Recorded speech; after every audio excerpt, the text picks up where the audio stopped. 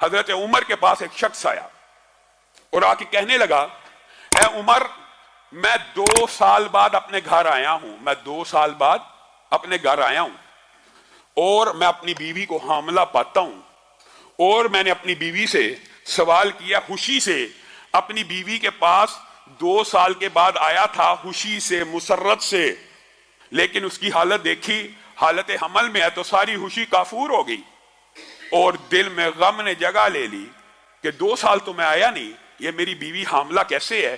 جب میں نے عمر اس سے استفسار کیا تو وہ کہنے لگی، اللہ کی قسم، میرے پیٹ میں جو حمل ہے تو ہی اس کا باپ ہے۔ اب مجھے بتلائیے، 2 سال تو میں نے اس کو چھوا نہیں، ٹچ نہیں کیا، 2 سال بعد میں سفر سے آیا ہوں، وہ حاملہ ہے اور اس بچے کی نسبت بھی میری طرف کرتی ہے، اب میں کیا کروں؟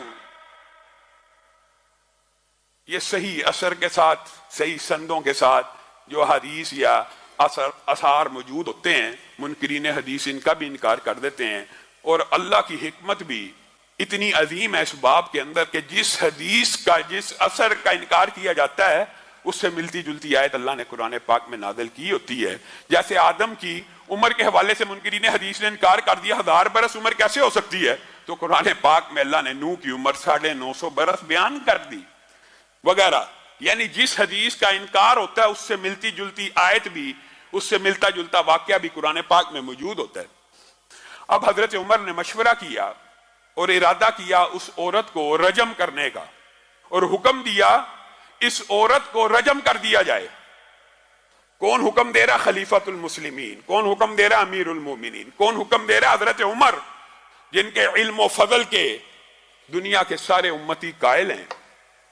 پاس ہی معاذ ابن جبل بیٹھے ہیں، کہا عمر، میں آپ کے فیصلے کو چیلنج کرتا ہوں، میں آپ کا فیصلہ نہیں مانتا، آپ اپنی اصلاح کریں۔ کون کہہ رہا ہے؟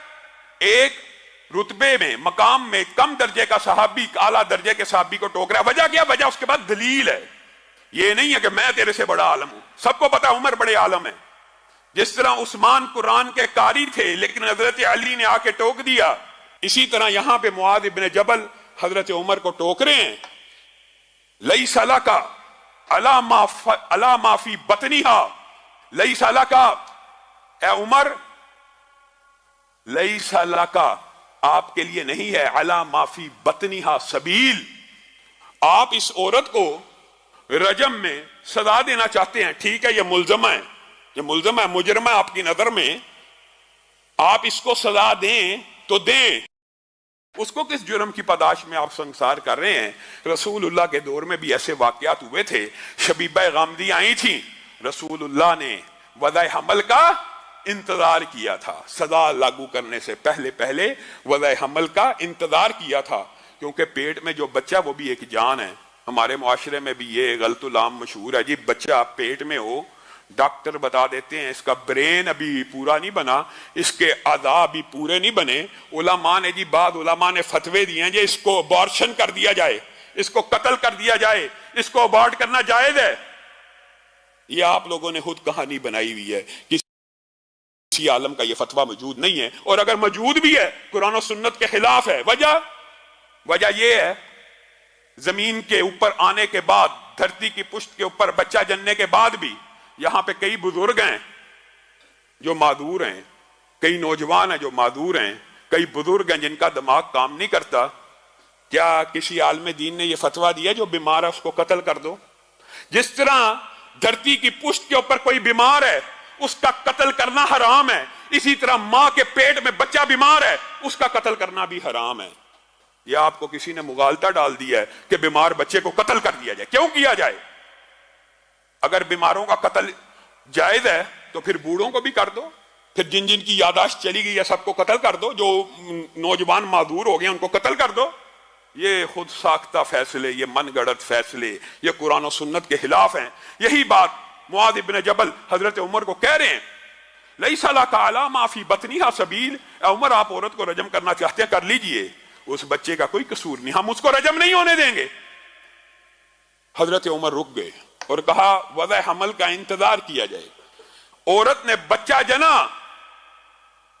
عورت نے بچہ جنا، اور صحیح سند میں موجود ہے جس وقت وہ بچہ جنا قد خرجت ثنایاہو، جس وقت وہ بچہ جنا گیا وہ اتنی بڑی عمر کا تھا کہ اس کے دانت نکل آئے ہوئے تھے، اس کے دانت نکل چکے تھے، اور باپ نے اس بچے کو دیکھا، کہنے لگا اللہ کی قسم، کعبے کے رب کی قسم، یہ تو میرے ہی جیسا ہے اور یہ میرا ہی بچہ ہے۔ حضرت عمر تک یہ خبر پہنچی۔ یہ ہے وہ حدیث، یہ ہے وہ مقام جس وقت حضرت عمر نے کہا تھا ماؤں نے معاذ ابن جبل جیسے بچے جنہ بند کر دیے ہیں، لولا معاذ لہلک عمر، اگر معاذ نہ ہوتے تو آج عمر اس عورت کو بے گناہ سنسار کرنے کے جرم میں ہلاک ہو چکا ہوتا۔ دنیا میں کون سی ہستی ہے، کون سی شخصیت ہے اگر ابو بکر کے فیصلے کو چیلنج کیا جا سکتا ہے؟ کس کی روشنی میں؟ دلیل کی، وحی کی روشنی میں۔ اگر عمر کے فیصلے کو چیلنج کیا جا سکتا ہے کس کی روشنی میں؟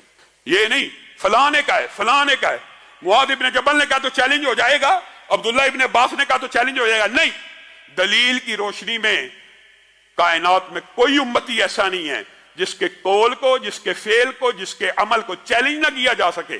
ہاں، چیلنج کرنے کے لیے دلیل ہونا ضروری ہے، اور دلیل اسلام میں وحی ہے، اور وحی کی دو ہی قسمیں ہیں، ایک اللہ کی آیت قرآن ہے اور دوسرا مدینے والے کا فرمان ہے، بس بات ختم، کلیئر۔